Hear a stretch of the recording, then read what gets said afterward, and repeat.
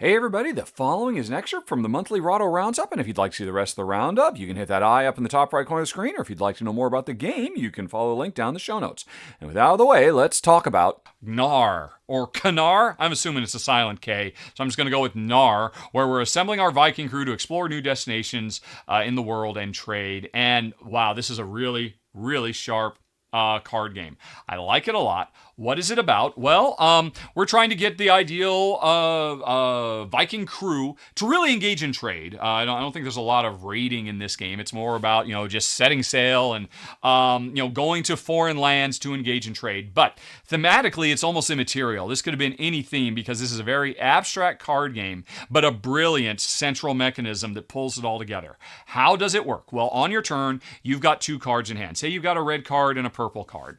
You're going to play one of these to the table in front of you.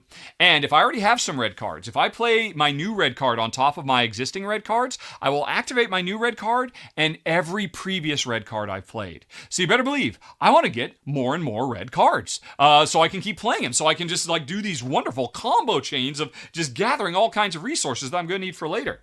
But the problem is I start my turn with two cards in my hand, I end my turn with two cards in my hand. So I play the red card, trigger the chain of actions, and then I look up on the main board and I can't grab any card I want up there. I have to grab the card from the red space. And it turns out in this picture that means I end up getting a green card. And I don't want green cards at all. They're useless to me. But I really wanted to trigger my multiple stage red action knowing that I'd get a green card. Was it worth it? Well, now that I've got a green card in my hand, maybe I want to start collecting other green cards and building there. Even if I'm putting my awesome red, engine to the side. And that is brilliant. It is so sharp, so simple, and easy to understand, and just instantly works. I think players just get pulled in really, really fast as you're making tough decisions right from the get-go, because it's so satisfying. Hey, the more I play these reds or the more I play these purples, that's great. But then I end up going and getting a blue card, and now I'm going to have to shift. Am I going to pivot, or am I going to find ways to make lemonade out of lemon? Because there are things you can do. There are abilities you have that can say, oh, I know I played a red card, so I'm supposed to pull from the red, but I'm going to use this resource and pull from the yellow anyway so I can get another red card. But I might want to use those resources for other things. But folks, I've only told you about half the game,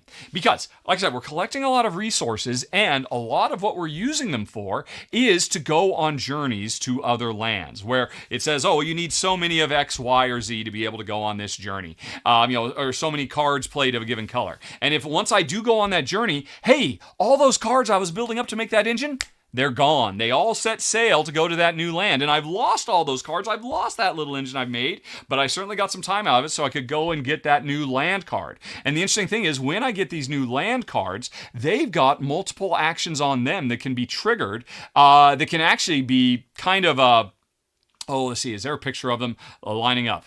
Of course there's not. Come on, give me a picture of the land cards. Okay, here's a picture. So the more lands we explore, you can see they start creating these columns of actions. And one of the resources I can get are these jewelries. If I give up a single jewelry, I activate everything in the leftmost column, both with whatever I started with on my ship and all the lands I've been to. But say in this picture, if I could give up two jewelry, I'd activate the first and the second column, and I'd get to unleash 6 additional bonuses that are going to help me out. That's awesome. So that's, there are 2 completely different resource gathering and harvesting and usage systems in the game that work really nicely together. And it's a blast. It's a lot of fun to play. And both Jen and I were very, very impressed by it. And here's the deal, folks. Any other month, this would have come in much, much higher. I could certainly see myself, wanting to go back to this game and play it more. Now, what I could also see, though, is at its heart, it's got this brilliant, super simple, super clean and elegant system.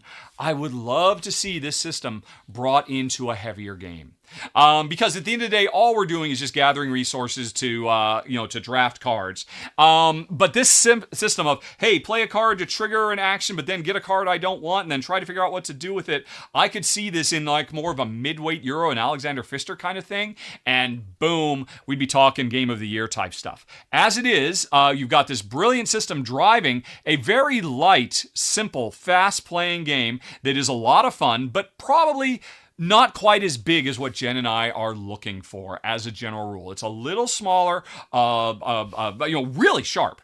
And I mean, gosh, if it were more than just me and Jen, if I wanted to on a regular basis play a really smart card drafting game with like 3 or 4 people, this kind of level of depth would be perfect for fast play. But for me and Jen, it was a little bit on the light side as a 2-player only game. Not that it didn't work, it's just I think we'd want something, generally speaking, a little bit heavier, and I hope someday to see the brilliant card play of Knarr in a bigger, heavier game. Well, who's the publisher of this? DTT. Who was it? It is Bombix. Bombix! Give me the Knarr sequel. Or actually, just even give me an expansion to Knarr that adds like an extra board where, I don't know, we're doing a little bit something more, moving around from world to world, something a little bit more than just set collection, which is basically what all this drives to. One of the smartest set collection games I played in quite a while. But still, I just want a little bit more to bump this up from its current spot, number 15 on the list. Knarr. And thanks for watching, folks. If you enjoyed it, please like and subscribe. It makes a huge difference, believe me. But with that out of the way, if you'd like to see some more, over on the left, you can find a playlist of a whole bunch more Rahdo Rapid reviews.